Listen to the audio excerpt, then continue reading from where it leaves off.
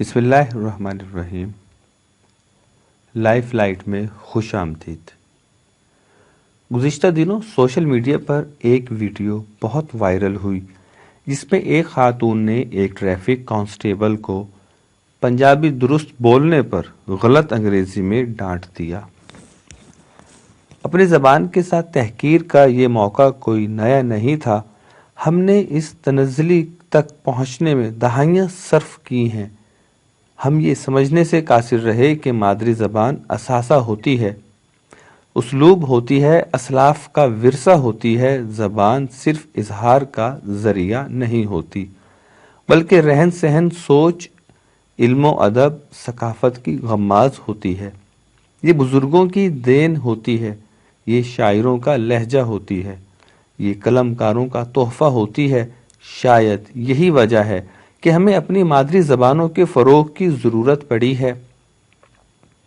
21 فروری سے اسلام آباد میں انڈس کلچرل فورم کی جانب سے 5ویں سال ہونے والا پاکستان کی مادری زبانوں کا ادبی میلہ اسی سلسلے کی کڑی ہے۔ یہ فورم کسی ایک زبان کی نہیں بلکہ ملک بھر کی تمام زبانوں کی یکساں حیثیت کے لیے کوشاں ہے۔ اپنی زبانوں کے ساتھ جو تعصب ہم نے برتا ہے، اس کی مثال کسی اور قوم میں نظر نہیں آتی۔ اقوام عالم اپنی زبانوں پر فخر کرتی ہیں۔ ہم شاید دنیا کی واحد قوم ہیں جو اپنی زبان کے حوالے سے احساس کمتری کا شکار ہیں۔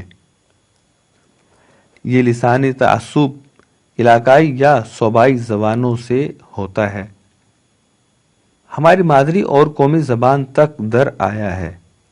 ہمارے ہاں درست لہجے میں اردو بولنے والا پنجابی، پشتو، سندھی، بلوچی، براہوی اور سرائیکی بولنے والوں کو گنوار سمجھتا ہے۔ جو انگریزی بول سکتے ہیں وہ اردو میں کلام کرنے والوں کو جاہل گردانتے ہیں۔ ہمارے ہاں ایک خاص درجے کے بعد تعلیم کا سارا سلسلہ انگریزی میں ہے۔ ہم نے جانے کیسے تصور کر لیا ہے کہ انگریزی زبان ترقی کا زینہ ہے۔ انگلش زبان کی وسعت اور بین الاقوامی اہمیت سے انکار ممکن نہیں، لیکن کیا اس وسیع زبان انگریزی سے ترقی یافتہ ممالک کا بھی یہی رویہ ہے؟ آپ فرانس چلے جائیں، خال خال ہی کوئی شخص ملے گا جس کو انگریزی کی بنیادی سدھ بدھ ہی ہو، بلکہ فرانس میں تو انگریزی بولنا بد مزاگی اور بد اخلاقی میں آتا ہے۔ جرمنی نے بھی انگریزی زبان کے بغیر ترقی کر لی، جاپان میں بھی کم ہی کوئی انگریزی سمجھتا ہے۔ چین میں انگریزی بولنے والا ڈھونڈنا ایک عذاب ہے۔ اٹلی میں بھی انگریزی ایسے بولی جاتی ہے جیسے زبان فرنگ کو بولنے کا حق ہے۔ حیرت اس بات پر ہوتی ہے کہ لوگ اب بھی اس دلیل پر قائم ہیں کہ اردو اور ہماری علاقائی زبانیں ترقی کا ساتھ نہیں دے سکتی۔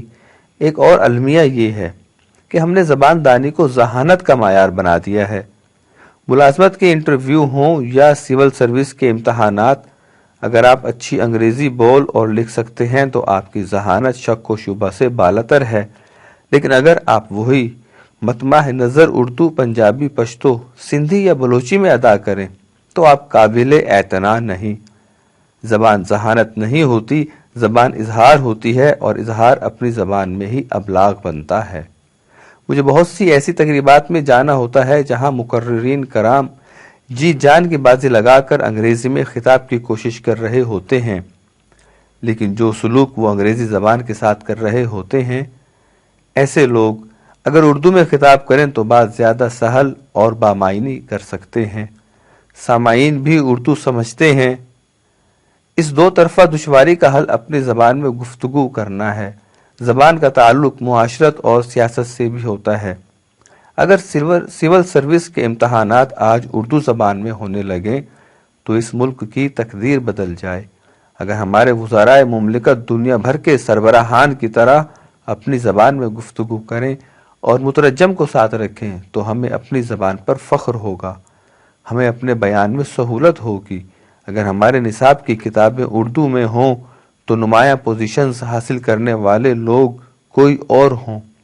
اردو میڈیم اور انگلش میڈیم کی تخصیص ختم ہو جائے۔ اردو زبان کے نفاذ پر ہر حکومت میں بحث ہوتی ہے، لیکن اس کے لیے عملی اقدامات کم ہی ہوتے ہیں۔ سرکاری زبان اور قومی زبان میں ہم نے جو تخصیص تخلیق کر دی ہے وہ دنیا میں کہیں موجود نہیں۔ اگر ہم اپنے قومی تشخص کو منوانا چاہتے ہیں تو اردو زبان کا سرکاری نفاذ اس کی طرف پہلا قدم ہے۔ اپنی زبان پر فخر اس کا نتیجہ ہے، اپنے شاعروں ادیبوں کی تکریم اس کا تحفہ ہے۔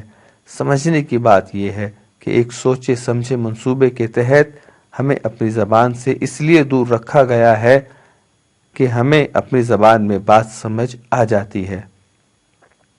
آخر میں یہ شعر سنا کر اپنی بات مکمل کروں گا۔ بچوں یہ سبق آپ سے کل بھی میں سنوں گا، وہ آنکھ ہے نرگس کی جو ہرگز نہیں روتی، عنقا ہے وہ طائر کے دکھائی نہیں دیتا، اردو وہ زباں ہے کہ جو نافذ نہیں ہوتی۔ ہمیں امید ہے کہ آپ کو یہ ویڈیو پسند آئے گی۔